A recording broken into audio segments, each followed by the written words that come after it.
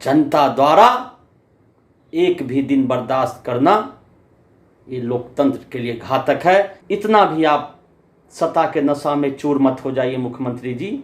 और मुख्यमंत्री जी, जिस तरह अब्दुल गफूर को मुख्यमंत्री निवास छोड़कर भागना पड़ा था, उसी तरह बिहार के युवा, बिहार के गरीब, बिहार के मजदूर की आवाज होगी, आपको सत्ता छोड़कर भागना पड़ेगा। नमस्कार, मैं हूं विवेक शर्मा। आज मैं आप लोगों के बीच में इसलिए आया हूं, मैं एक दिन पहले बिहार से चलकर, पटना से चलकर 1100 किलोमीटर की दूरी तय किया। 1100 किलोमीटर की दूरी तय किया, नागपुर पहुंचा।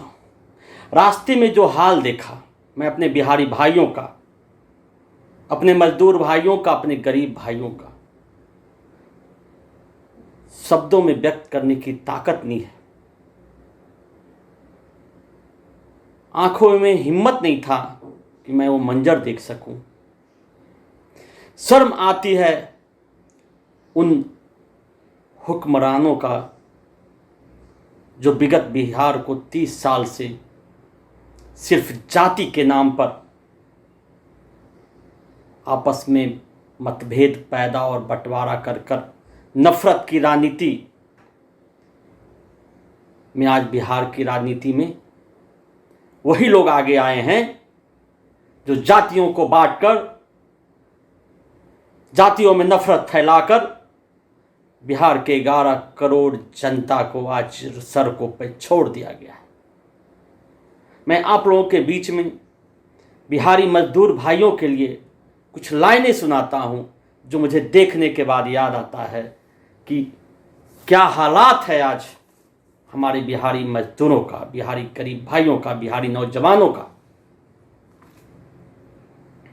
कभी बिहारी बीमारी ने कुचला, कभी बीमारी ने कुचला, कभी महामारी ने कुचला, कभी ट्रेन ने कुचला, कभी बसों ने कुचला,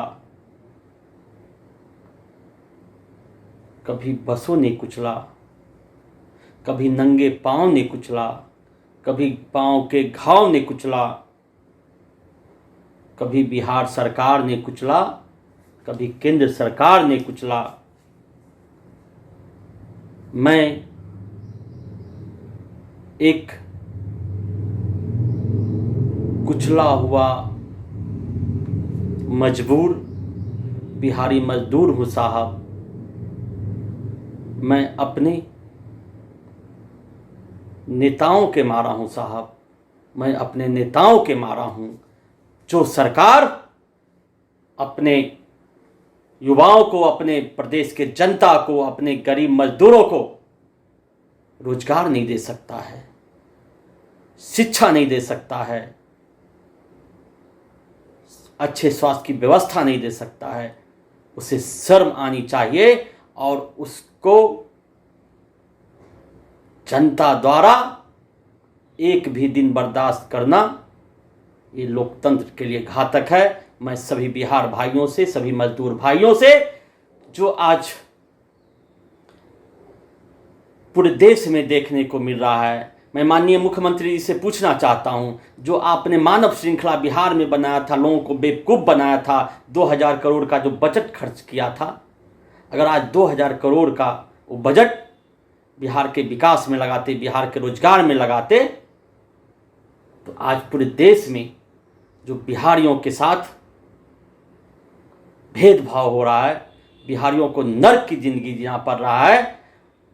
पटना से लेकर आप चेन्नई तक जाइए, पटना से लेकर दिल्ली तक जाइए, पटना से लेकर मुंबई तक जाइए, जहां भी जाइएगा रास्ते पे 1 फीट की भी दूरी बचा हुआ नहीं है।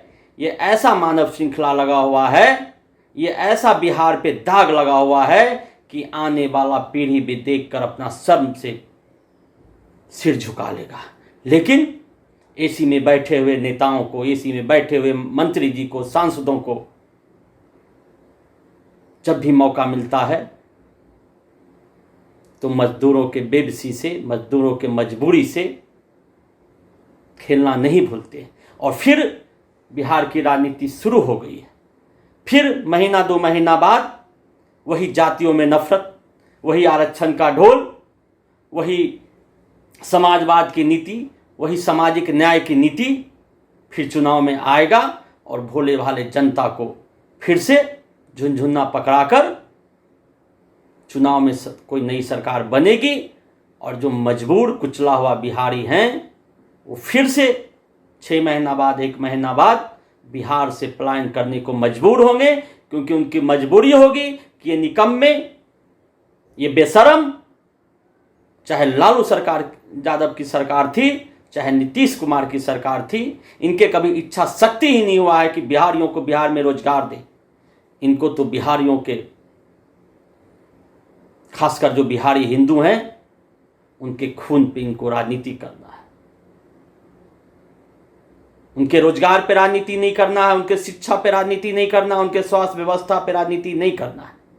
सिर्फ राजनीति करना है, सिर्फ जो राजनीति का नाटक, गरीबों के बारे में नाटक करना है, उनके मजबूरी पर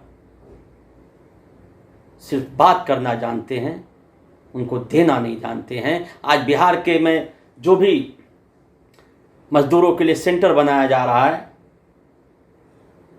आप जाएंगे तो मैं तो बोलता हूं कि 1000-2000 किलोमीटर से किसी तरह अगर बिहारी वहां पहुंच रहे हैं, यहाँ से अगर वो ठीक भी पहुंचेंगे तो जो बिहार के प्रवासी मजदूरों के लिए वहाँ पे सेंटर बनाया गया है, क्वारंटाइन सेंटर बनाया गया है, नरक से भी बदतर है। न सोने की व्यवस्था है, न खाने की व्यवस्था है। 42 डिग्री टेम्परेचर, इतने गर्मी में एक पंखे तक की व्यवस्था नहीं है। तो हमारे हजारों मजदूर भाई रास्ते में मरे हैं, भूखे मरे हैं, पैदल चलने में मरे हैं, बीमारियों में मरे हैं। उससे कई गुना वो जो सेंटर बनाया गया है, नर्क सेंटर बनाया गया है, मुर्दा घर उसे बोल सकते हैं, वो मुर्दा घर में लाखों की संख्या में हमारे बिहारी भाई या तो बीमारी से मरेंगे, नहीं तो बीमार हो के निकलेंगे। इसलिए मैं राज्य सरकार से निवेदन करना चाहता हूं, इतना भी आप सत्ता के नशा में चूर मत हो जाइए मुख्यमंत्री जी। आखिर वो भी हमारे भाई हैं, वो भी आपके बच्चे हैं। कम से कम इस तरह का व्यवस्था कीजिए कि एक इंसान की जिंदगी जी सके। आखिर उसी का दौलत है, उसी का खून पसीने के कमाई है। आपको एहसान नहीं करेंगे जो मैंने ये सेंटर खोल दिया, मैंने 2 टाइम का खाना दे दिया, आपको एहसान नहीं कर रहे। उनका हक है, सभी बिहार वासियों का हक है कि सरकार उनका उचित व्यवस्था करे, उनका उचित देखभाल करे, और लॉकडाउन जिस दिन खत्म होगा बिहार में संपूर्ण क्रांति आएगा। और मुख्यमंत्री जी, जिस तरह अब्दुल गफूर को मुख्यमंत्री निवास छोड़कर भागना पड़ा था, उसी तरह बिहार के युवा, बिहार के गरीब, बिहार के मजदूर की आवाज होगी, आपको सत्ता छोड़कर भागना पड़ेगा। क्योंकि जितने भी आज बिहारी मजदूर मर रहे हैं या परेशान हैं, उसका जिम्मेदार सिर्फ और सिर्फ राज्य सरकार है, मुख्यमंत्री है। क्योंकि मुख्यमंत्री का कर्तव्य है अपने जनता को अपने ही पास में रोजगार देना। मैं देखा 1100 किलोमीटर की दूरी में कोई भी बिहार से कोई गाड़ी लेबर का, मजदूर का महाराष्ट्र नहीं आ रहा था। लाखों भी गाड़ियां थे, पैदल थे, ऑटो थे, रिक्शा थे, साइकिल थे, सब बिहार जाने वाला था, कोई नहीं महाराष्ट्र वापस आ रहा था।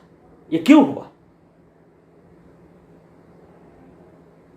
ये कहीं ना कहीं जो विगत 30-40 साल से बिहार में जो सरकारें चले आ रहे हैं, वो सिर्फ बिहारियों को बेवकूफ़ बनाने का काम किया है, बिहारियों को आपस में लड़वाने का काम किया है। और उसी का नतीजा है कि बिहार से आज 4 से 5 करोड़ बिहारियों को सिर्फ और सिर्फ 2 वक्त की रोटी के लिए बिहार से पलायन करना पड़ा है।